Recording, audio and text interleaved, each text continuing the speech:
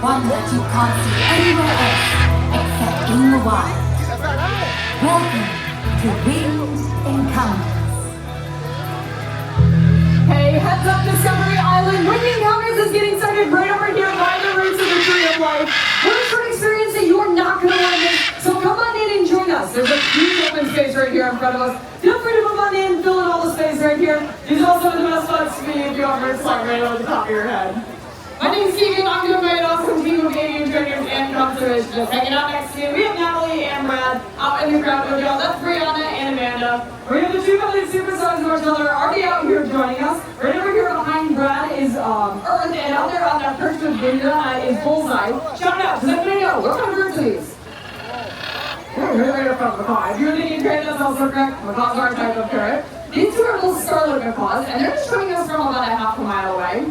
We train these birds using positive reinforcement, so they know that if they come out here to hang out with us, that they're going to be getting some of their favorite treats.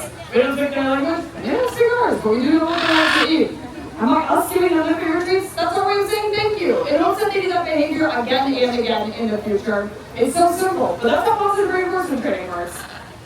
Now, as beautiful as these two birds are, we love working with them every single day, but none of us go home to a macaw in a household. It can make extremely challenging pets to have. You know, here at Earth here screaming just a little bit on and off, it's just a fraction of how loud these birds can be. Now, in nature, these long calls are extremely helpful because they need to talk to their buddies across pretty far distances. When you choose to bring your macaw into the four walls of your home, they're going to be screaming their heads off on and off from sunrise to sunset for about 50 to 60 years.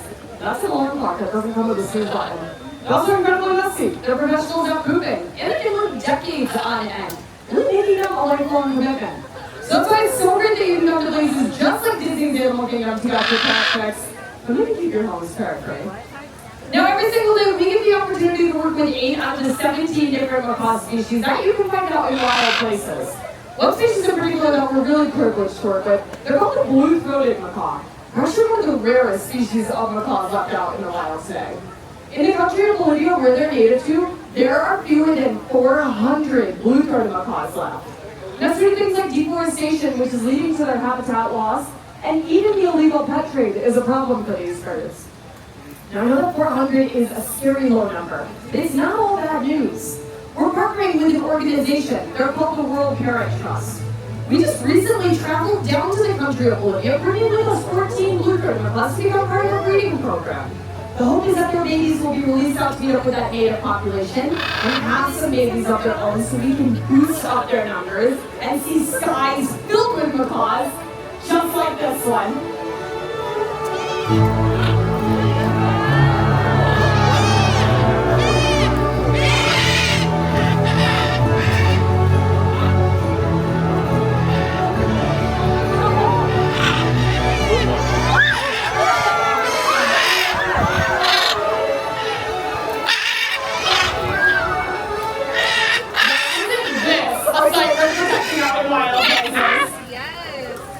This is so incredible, but make sure to keep your phones and cameras up because you never know when these birds might be heading off on their next adventure. But I do love to point out right over here on my right hand side, this is Wally, and he is one of those blue-throated macaws that I was mentioning a little bit earlier. It looks like we have his buddy Ryu hanging out right over here as well.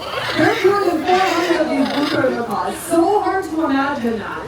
It does sound like these birds are ready to take off on their next adventure, but looks like the majority of them are headed out of here. We'll see if the rest of the buddies want to join up with them and take back home. It looks like most of them are out of here, but we still have a few hanging out finishing off some of their favorite treats. So feel free to come on in and take some pictures while they're still here. But enjoy the rest of your day here at Disney's Animal Kingdom. And we'll see you later, everyone. Thank you for joining us for Winged Encounters. Remember, together we can help ensure amazing sights like these remain in wild places for many generations to come. Enjoy the rest of your adventures here at Disney's Animal Kingdom.